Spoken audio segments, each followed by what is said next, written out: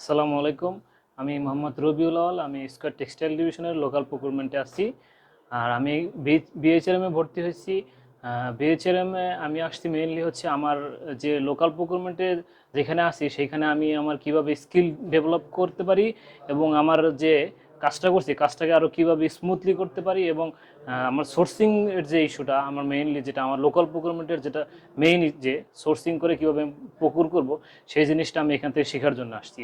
আর আলহামদুলিল্লাহ আমি এখানে এসে লোকাল প্রকুরমেন্টের যে পার্টগুলো ছিল সেগুলো ভালোভাবে কমপ্লিট করতে পারছি এবং আমার যে স্কিল ডেভেলপমেন্টের যে বিষয়টা ছিল ওটা ইনশাল্লাহ কমপ্লিট করতে পারছি আর কি।